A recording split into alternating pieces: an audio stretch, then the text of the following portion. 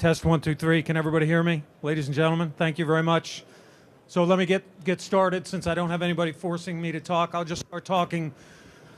Hello, Mr. Bechtel. Good to see you. Thank you, sir. Moral support. My name is Major General Joe Ryan. I am the Assistant Deputy Chief of Staff, G357, United States Army, Room 2, Echo 664 in the Pentagon. So I work in the Pentagon, and these two gentlemen right here, Colonel James Stultz and Colonel Josh Glonick, command 2nd Brigade, 101st Airborne Division Air Assault, and 3rd Brigade, 10th Mountain Division. And they are two of our 3 Transform in Contact Infantry Brigade combat teams today, actively pursuing the Chief's priority for transforming in contact in your Army today. And they've got a journey to share with you today, and I'm just going to try to set the stage for what that journey means to these brigade commanders and all the soldiers and troopers in those formations. So first, let me start by saying we got to define terms. Transform, specifically not modernize, but transform, because there are 2 principal lines of effort in transforming in contact, in the transform part. The first is experimenting with organizational design. So James is going to talk to you about what a mobile brigade combat team is, how it's different from your standard infantry brigade combat team, and Josh is going to talk to you about a light brigade combat team and what that means to his formation and how it's different.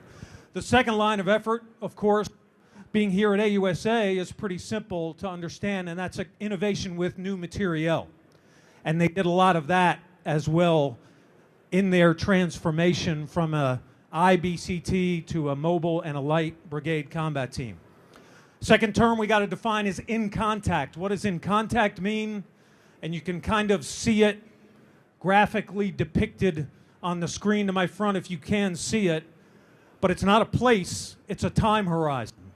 18 to 24 months. So for those of us who work within the POM or within the planning, programming, budgeting, and executing system, which I'm candidly not that happy that I'm in that system, but I am.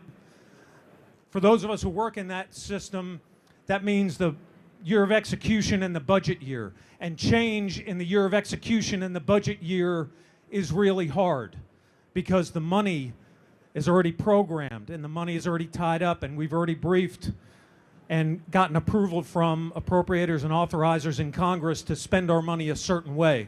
So as the chief talks about doing things differently, those are some of the types of things he's talking about at the enterprise level. What these guys are talking about in that time horizon, the next 18 to 24 months, really spans their command tour. So they'll talk about it in that context. So that's transform, and that's in contact. Transform in contact 1.0. The chief referred to 2.0 this morning. Transform in contact 1.0 is activity we directed to occur and start in fiscal year 2024, which is now complete.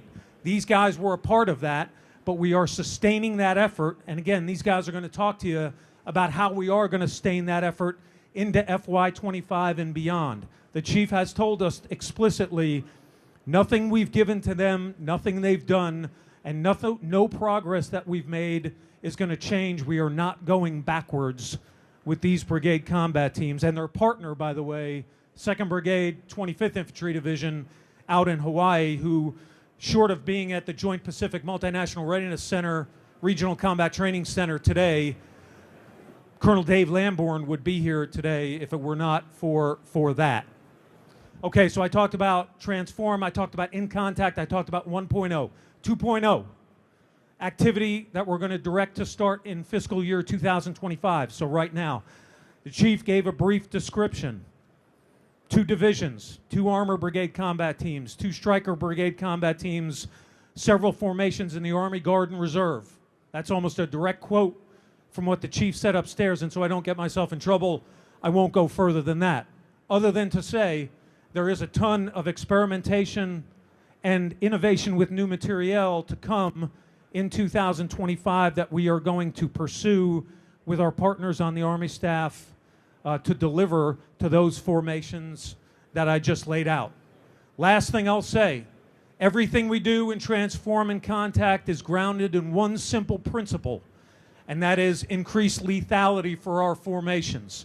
There is nothing that will survive contact other than more lethal, more agile, more strategically and tactically mobile formations, formations that can perform with their unmanned aerial systems, their counter-unmanned aerial systems, their electronic warfare systems, their other lethal systems better than they could before what they were doing in their prior formation. And if for whatever reason failure is an option here, and if for whatever reason they do run into failure in any of the things they're innovating with, that's okay. We expect there to be some failure, and we are going to learn from that as much as we learn from the successes. And that's what makes this effort most powerful for our leaders at the tactical echelon in the Army, to include these two guys right here. I'm going to turn it over first to Mr. Colonel James Stoltz to talk about his journey in 2101. We're going to have both these guys talk, and then we're going to leave time for questions at the end. Thank you. Hey, thanks, sir. Appreciate it. Again, James Stoltz, 2nd Brigade, 2nd Mobile Brigade Combat Team Commander, and so I really want to spend maybe 5 minutes and then save the time for Josh, and then I really want to hear your questions. So a couple, 4 things up here in the 101st. Accelerating RStruct. So what this is about is the 101st is going to be one of those division transformation contact divisions, and so that'll play into what I'm about to talk about in terms of the Mobile Brigade Combat Team, because we pulled some of these capabilities out of a Brigade Combat Team up to the division level, rightfully so, and so that has changed some of the structure in what we have inside the brigade. And so 2nd Brigade, Mobile Brigade Combat Team, we have approximately 200 infantry squad vehicles.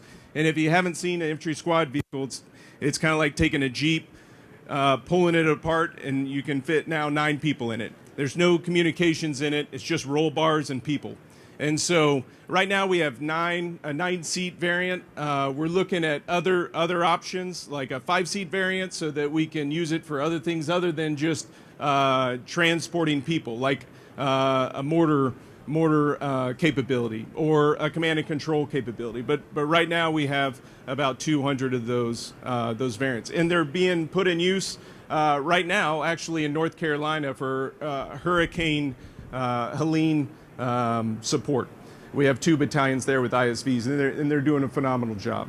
So that is the mobile aspect. In terms of the structure of the brigade, we stood up a multifunctional reconnaissance company, and so that's a brigade level asset for reconnaissance. So we use that company, and it's made of 300 killer platoons, and they sense, protect, and kill. That's their function. And so target acquisition is one, reconnaissance. And then at the battalion, the infantry battalion level, we have a multi-purpose company. Josh has stood up something similar. He calls it a strike company. And so those multi-purpose companies, we've taken scouts and mortars outside of an HHC, put it into the mobile multi-purpose company, and then we have an anti-tank platoon, and then a robotics platoon. We call it a LUS platoon. Eventually it's going to be a RMI, robotic, or say it, HMI, human machine integration. And so those 4 platoons are at the battalion level, and that company does reconnaissance counter reconnaissance and security. So that's how we've kind of broken up the reconnaissance fight as we've lost the CAV squadron. CAV squadron, as y'all know, has been divested for RStruct. And so within the brigade, we have a multifunctional reconnaissance company, 3 infantry battalions, and that's it. And then as we go to train, or as we go to combat, the division will allocate a field artillery battalion or a light support battalion for our sustainment, or signal support or intelligence support, as we've divested the intelligence company. And so that's our structure, and it's worked out great. We've done 2 CTC rotations in the last 8 months, one in January, one in August. Both great times to visit Fort Polk, Louisiana. And then we did a 21-day division field training exercise. And so real quickly, want to talk about that is like what makes transformation and contact different is that now we have users programmers, developers, and coders all in the same space. And so we have General Babbage here from the Mission Command Center of Excellence, and we had his whole team out there as we're looking on how do we transition a brigade from using SIPR and from using server stacks at the brigade level under C2 fix, and how do we go to SBUE only environment. And so as we're working through that, we had all the developers, programmers, and coders from across the Army out there in the field with us. So we're not just getting this equipment and then it is what it is and we can't really adjust it. Well, now we can actually adjust it for future TIC units to go through, and so they have a better user-defined equipment set. And then the last thing I'll talk about real quick before I pass it over to Josh is emerging technology. And so, of course, drones is on everybody's minds, but also we had some macro innovation with emerging technology, and we had some micro innovation.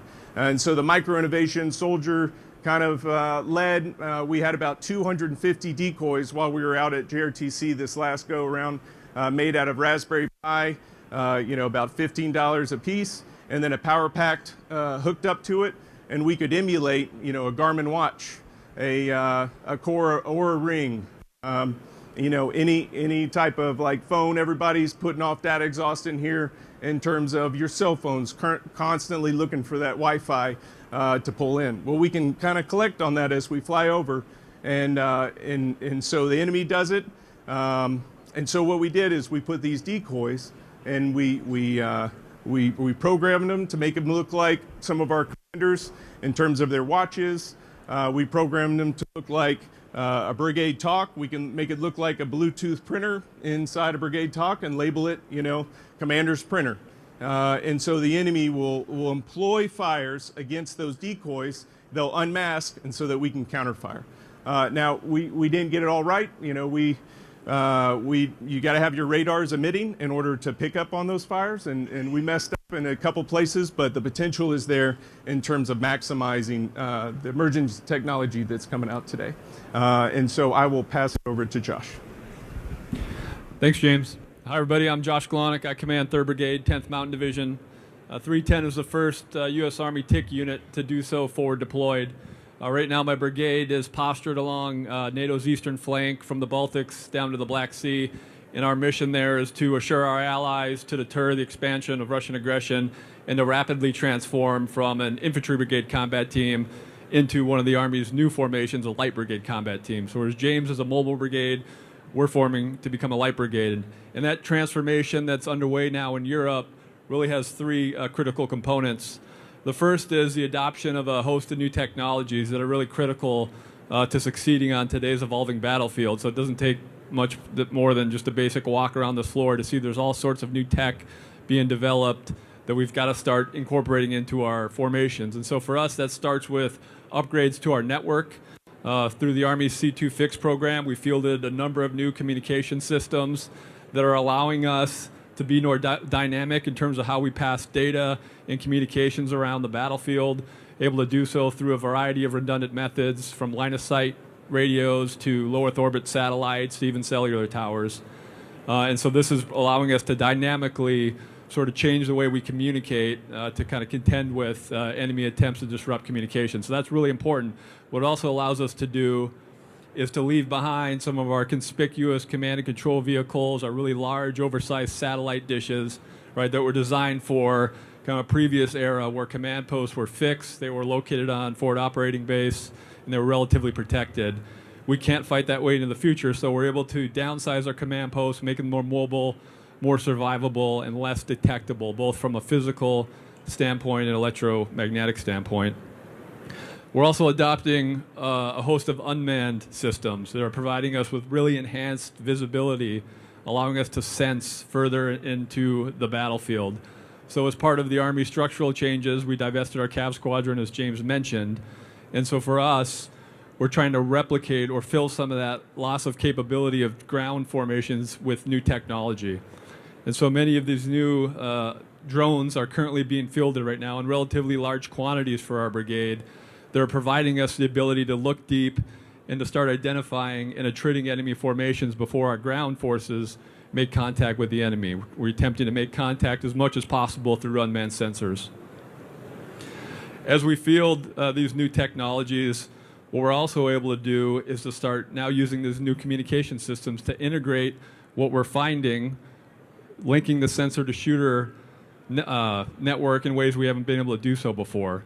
Okay, so now within our brigade, in the next 60 or so days, because we're currently in the process of fielding these systems, we will be equipped with drones at every echelon of the brigade, from infantry squads all the way up to the brigade headquarters. Right, and that's going to allow us to fly drones well forward of our forward line of troops and to be able to start sensing enemy formations. And then what we can do is use our own fires assets, our artillery, our mortars, our loitering munitions, of which we're also fielding, to start treating these enemy formations. By the time we're done fielding these drones in the next 60 or so days, we're going to be equipped with a density of UAS that really hasn't been seen before in an Army brigade. We'll go to the Joint Multinational Training Center in January for a rotation, and we'll have about 145 drones that we'll be employing in the course of that CTC rotation. We're also fielding a fleet of ISVs that James talked about, infantry squad vehicles. All right, these are vehicles that are designed to operate in the type of terrain that light infantry formations fight from, very restricted, complex terrain. So that's going to provide some really enhanced mobility for us, allow us to reposition troops, equipment on the battlefield very rapidly in ways that light infantry formations haven't been able to do over the ground up to this point. So that's some new tech that we're currently in the process right now of fielding. The second part of this transformation, though, is the organizational restructuring. So in the 3rd Brigade, 10th Mountain Division, we've created 3 new companies. As James mentioned, we call them strike companies. Right, the strike company was designed, really modeled off of both what James did and some of the other innovative design thoughts that were happening out there. But what we're trying to do is to integrate the entire sensor-to-shooter network under one formation, with the whole concept that will increase the speed at which we can close the kill chain, probably the most important thing we need to do on the future battlefield. So our strike companies consist of ground reconnaissance scouts, short and medium range drones, loitering munitions, mortars, counter-UAS sections, and electronic warfare teams. And really the fundamental mission is to find, fix, and attrit enemy formations to set conditions for infantry companies to close with and destroy the enemies. So we've stood up all 3 of our strike companies in Europe, and right now we're in the process of fielding their equipment and starting a training path for them. We'll be able to test them out when we go to JMRC in January. The other big organizational change for us is in our sustainment forces. So we're transforming our brigade support battalion into a light support battalion. This is important because if we're going to fight differently, we need to sustain ourselves differently. So the LSB, as it's called, is tailored to be able to operate decentralized from small clusters and to conduct distributed resupply operations. Very important because your traditional brigade support area, which generally congregates all your sustainment assets, your vehicles, your people, your class of supply, is very vulnerable to detection and prosecution from enemy long-range fires. So that's our second major organizational change. And then really the third component, I would argue, is probably the most important, probably most impactful for the brigade, and I think it's actually maybe the signature component of what TIC is, and that's a change in the culture, right, in which we innovate and prepare for the next war. So, as I said, we're arrayed along the eastern flank, countries that have borders with Russia and Ukraine. So our proximity there to the war in Europe and kind of the corresponding awareness of how that war is unfolding is something that we pay close attention to. We're following that, as are our NATO allies, who they themselves are thinking about this problem set of how do they get ready for the next war. So our transformation happens in and alongside our NATO allies, those that we are trained alongside every day. We're integrated into some of the forward land force battle groups, modernizing or transforming ourselves as they attempt to do the same thing. And they really look towards us to understand how we're approaching this problem set. We're also learning from them.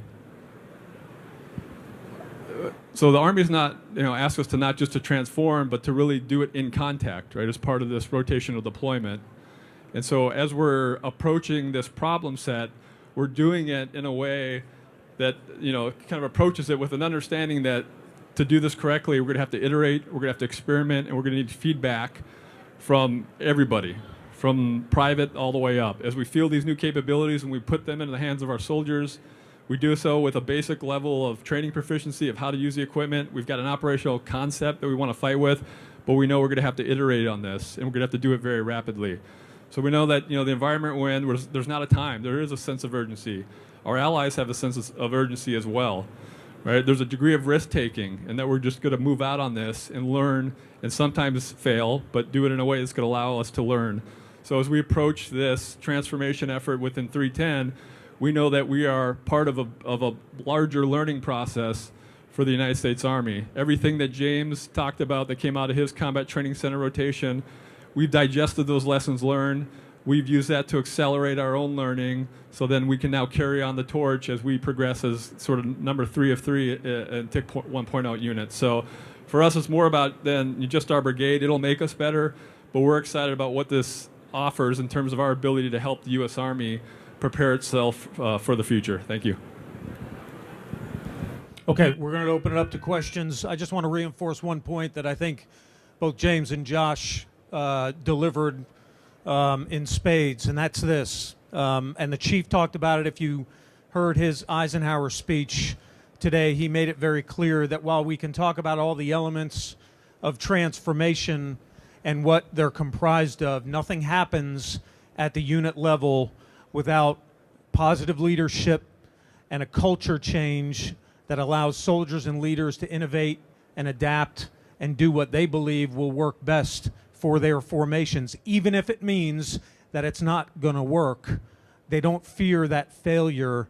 What we tell them is it is better to attempt, to try, to innovate, right, than it is to be afraid of the failure. And that's what both of these guys have inculcated into their formations at the brigade combat team level. And without that, we don't get anywhere. I had an Army senior leader ask me about a week ago, are we taking too much risk with our leaders in that we're giving them all this new tech and putting all this responsibility on their shoulders and asking them to innovate and change so much while they're being evaluated by other senior leaders and such? And I said, respectfully, that's not the type of leaders we have in our Army. We have folks that are not only willing to accept that challenge, but they're starving for that challenge. And the leaders in 10th Mountain Division, 3rd Brigade, 10th Mountain, and the leaders in the Strike Brigade in 2101 have accepted it and have moved out far beyond what we would ever have anticipated. And I could say the same very easily about the folks in 225 out in Hawaii as well, and Dave Lamborn and his formation. So I think we got about 15 minutes left. I'll open it up for questions.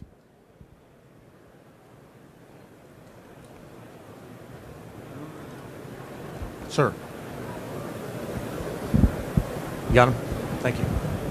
Thank you. As you innovate, how does power, all this technology is coming in here, it needs power, probably not designed on the infantry squad vehicle and within the formation to keep everything up and going. How you doing on power? Yeah, so I'll answer the question directly, and then I'll give you another indirect answer as well. So, everything needs power. As I'm talking about those Raspberry Pi circuit boards, they require a power pack in order to last. The more money you spend, the longer duration you can get them. And so, in our deception planning, we had to account for what size power pack it had. Some only had 2 hours worth, some had 12 hours worth. Obviously, the cheaper ones is what we preferred, so we could build a bunch of them. So, absolutely, it's a concern. But another thing that, as we're talking about transformation contact, it's also leveraging the existing systems we have with new software. And so as we're talking about, well, what kit is it? Well, no, it's software, object detection software, artificial intelligence. Like we can put it on a laptop and feed this drone feed that we're coming in so that somebody other than a tired user and hungry user in August and JRTC is looking at a screen. Well, if we can have a computer look at that as well and provide that computer's analysis, object detection software, now we can feed the targeting process all the way from brigade up to corps, and so it helps tremendously. And that's the software, so it doesn't require any actual power. It just requires good software, and we're doing that. So Shrike AI is something that the Army developed, AI2C, out of Army Futures Command. And it has object detection software that's tied to FATADs through the TSM. Their next step is MUOS, but it reduces the time of identification to rounds down range by minutes. And as you all know, like minutes is a lot, especially as we're talking about identifying the enemy and killing them. Is that it? I know that's kind of, does that answer your question? Yeah, from an enterprise perspective, should go, I think this is pretty obvious along the lines of commercial technology. Hybrid engines, battery fuel powered is the way forward, not pure electric, because when they die out on the battlefield, now you got to recharge them, right? So hybrid electric, self-generating power, that's where we want to go. The challenge right now is, batteries are heavy, so in a form factor like the ISV, it may not be fully appropriate, but there's a lot of innovation going on in that space, and what we want to do is get to a point where we can reduce, obviously, the power burden for all of the systems on our soldier, because my experience is at the point of need, power generation and water purification often becomes two limiting factors, and neither of those things are too sexy to talk about, but they're very important. Okay, next question, please. Over here to my left. Yeah. Thanks. Hey, so can you talk a little bit about how you're sharing information with your higher headquarters? So you're doing a lot of great things, and 310, I think you talked about what deep you were able to see deep. Like, for example, how are you sharing that with a division that's allowing you all to enable attack targets even greater through AI, or sharing that outside of the brigade? Yeah, so for 310, as we get set to conduct our Combine and Resolve JMRC rotation, we will fight under a multinational headquarters, a Polish division. And so our link to them is over MPE, the Mission Partner Environment. So the way that we've taken our new communications equipment, our integrated tactical network fielding, and set up for the brigade to operate, everything that comes from the division to the brigade and the brigade to the division will go over that Mission Partner Environment network. We'll swivel chair everything at the brigade headquarters level, because what we want to do is to be able to talk primarily on the secured but unclassified encrypted network. So for us, that's where that change happens. So anything that we're detecting, if it was let's say a division level target that we've sensed with an asset of our own, will come back into our headquarters. From there, we'll transition it on the MPE network, and that's how we'll communicate up to our higher command. Yeah, Jeff, thanks for asking that question. Just to pile on, so that's a big reason why the division echelon is going to be a part of TIC 2.0. I mean, because we've realized, and I think we learned at the first, and we'll learn. We know what we'll learn at JMRC in January, and we're already seeing it out in Hawaii. Is without a division echelon transformation in concert with the brigade, we lose some efficiencies there. So Brett Sylvia at the 101st tried to do. Is Brett here? There he is. So I'm using your vignette here. What he tried to do was implement some very strict controls on the level of secret communications at the brigade combat team level, and I think what he learned is, that's an artificial constraint that didn't work really perfectly because of the ability for that brigade to function without that network at their echelon. So we asked Marcus Evans in Hawaii to do it a little bit differently. And then we're going to learn from this JPMRC rotation to see what they glean from it, and probably shape in a way that Josh doesn't even know right now what that JMRC experience looks like for him from a network perspective. James didn't have a huge ally and partner presence in his JRTC rotation. Dave Lamborn has allies and partners in Hawaii with him. And they're doing some innovative things with 5th Security Force Assistance Brigade out there serving as a liaison detachment with those allies and partners.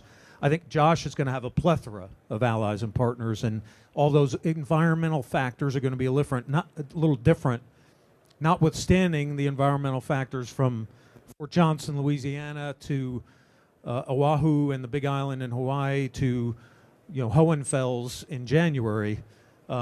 Those, again, just the environmental factors there are going to play a huge difference from all of these technological capabilities too. But the TTPs that we have in place are going to be ones that we try to help mitigate some of the challenges that the tech presents for us. So thanks for that question. Okay, others? Yes, sir. So in this TIC effort, this is the first time a lot of these technologies has come together. What has been your experience with making sure technology works together? What information was important, and what were the first steps making sure that everything worked together congruently as you began this effort? Yeah, thanks. And so my boss brought this up, and I think he got it from somebody else. But, you know, at the end of World War I, beginning of World War II, everybody had the tank, radio, and the airplane. But it was really one nation who kind of integrated it all together and had devastating effects, at least initially, until everybody could get on board. And so we're kind of in that same spot right now. And in terms of fires, intelligence, and artificial intelligence integration. And that's what we're focused on in the 101st. That's what I think Josh and 25th are focused on as well. Is that integration piece is going to what makes us lethal. So that's why I'm talking about object detection and artificial intelligence tied to the fires enterprise. We talked about how are we communicating to our higher headquarters. If we're on the SBUE environment and our headquarters is on secret. And our allies and partners on our additional enclave, how are we going to communicate all? And there's really great solutions for all of this, but that's how we're approaching it. It's the integration of artificial intelligence, fires, and intelligence. Does that answer your question? Yeah, there was a huge Army-wide effort to do what you asked us to do for James prior to his rotation, and it wouldn't be appropriate to not give those folks credit for everything they did to bring this all together. So the chief asked us to do this, and it was uncertainly a team. It was a team of teams out there that made all of the tech work to the extent that they could prior to the rotation. So several of the program executive offices and program managers in our ASALT team with Mr. Bush and Lieutenant General Collins, the Mission Command Center of Excellence there, Brian Babich, the Army G6 in particular with the network, just a ton of folks that we piled on top of James, probably at a point where he didn't necessarily want it, but he absolutely needed it. That proved a successful effort. But while we know we can't do that every single time with every single brigade, the chief told us specifically we're not going to start 225 behind where 2101 ended. So what we did in Hawaii, we took a heavy effort to replicate exactly what we did with James, and our charter is to do the same thing for Josh in 310. Until we get this routinized, we're going to have to do that. And so it's not just a culture of change and innovation in the brigade combat team and below. It's a little bit of a culture of change and innovation at headquarters department of the Army, which the chief talked about this morning can be a little bit difficult. But we are all in. Do I have another question anywhere else but here? Yeah. Good.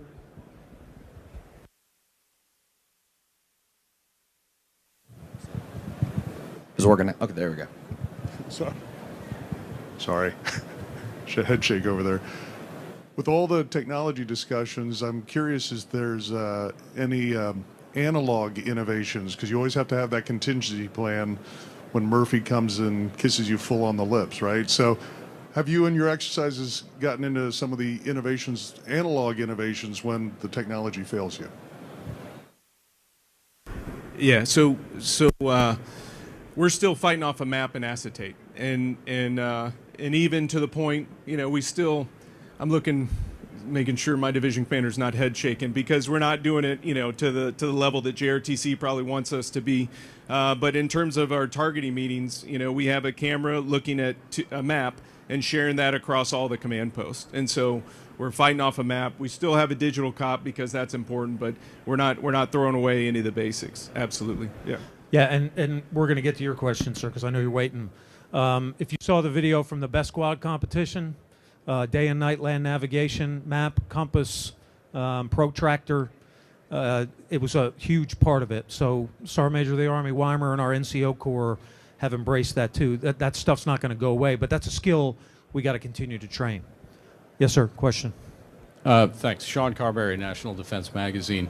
In terms of some of the tech, obviously a lot has been pushed out to the different brigades to test out. Can you give a little bit more sense of who owns it, who procured it, how much of it is experimental that there's got to be feedback to decide whether that's going to be spooled out to more units versus how much of it is, yes, this is the thing going forward? Yeah, great question. So, and this is a point I had sort of in my back pocket. I'll give you a data point. So, Transforming Contact 1.0 with FY24 dollars cost us $15 million, and that $15 million went toward commercial off-the-shelf unmanned aerial systems purchases through the Defense Innovation Unit Blue List for the 3 brigades. These 2 right here. And 225, $5 million each. Buy what you want off that DIU Blue List. Give us some feedback. That's what it costs the Army. Every single other piece of kit we gave them was in the pipeline somewhere, and it was either a signature modernization effort or it was another effort that our acquisition partners had in the offing that we simply reallocated or redirected to get the mass and the density in these formations that we wanted to really give them a good test. And I'll give you another vignette. When we started looking at where this equipment was going originally before we reallocated it, we found out that the short-range reconnaissance drones, Skydio RQ-28s, quadcopters, they were single-band capable, i.e. they couldn't switch frequencies while operating. And we knew that in several places they wouldn't even work because we couldn't deconflict frequencies, but we also knew that they were just simply going to get put on the ground by any capable EW system that you put it up against, so it was kind of a non-starter. But what that drove was innovation by the company through ASALT to immediately produce more rapidly that multi-band RQ-28 that we then fielded or issued to the brigades here. So they were able to then rapidly sort of turn on the tech to make sure that they were getting the best product available. So from an enterprise level, from the Army headquarters, we are absolutely looking at that, but we're operating within existing budget. I said up front, year of execution and budget year. There's only so much flexibility we have.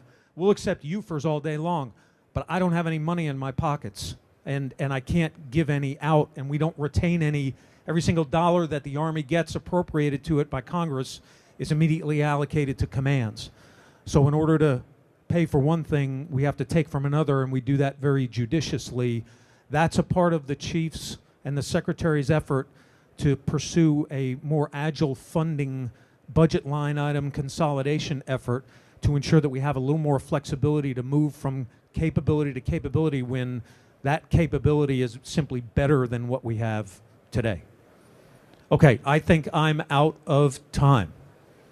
Transforming Contact, everybody. Thank you. This will defend.